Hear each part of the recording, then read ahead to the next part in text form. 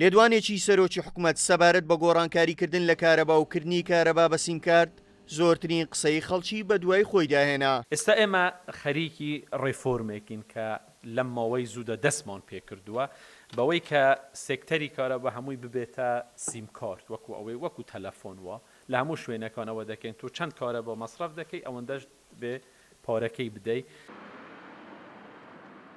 دەچینە وەزارەتی کارەبا بە دوواداچوون بۆ ئەو ریفۆرمە دەکەین کە حکوومەت هێرێن بە نیازە لە کارەبا بیکات.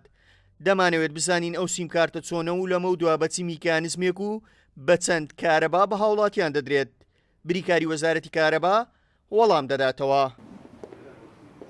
پێوەرانە بە سیمکارتێ ئیژەکەن ئەو سیمکارتە نەقلی ئەو زانیاریانە ئەکات لە سیمکارتەکەەوە بۆ سنتەری ئامادەکردنی قەوائمی ماگانە و ئەو کەسانە چەندیان کردو هەروەکو جاران قایمەی جارانە و هیچ چینێکی تیانی ئەم سیستەمە ئەوە نییە کە خەڵک وا ئەزانێ پارەی کارەبای لەسەر زیا ئەبێ یاخو کارەباکەی لەسەر ئەبڕێ.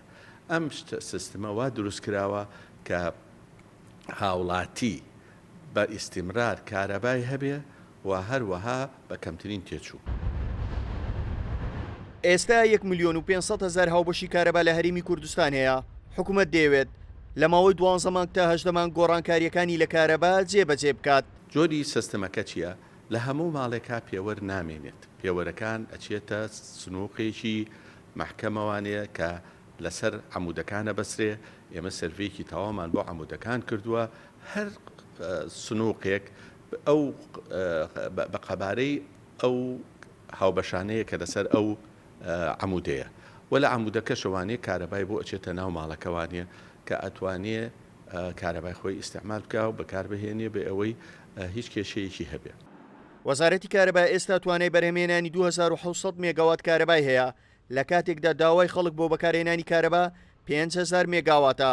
لێپرساوانی کارەبا دەڵێن کێشەمان لە بەرهەمێنانی کارەبانیا تەنیا کێشە لە گواستنەوە و بەکارهێنانی کارەبا هەیە. بۆیە دەیانەوێت لە ڕێگای ئەو سیستەمە ئەو کێشەیە چارەسەر بکەن. هاوکار عەبدوڕەحمان، کورسات نیوز، هەولێر.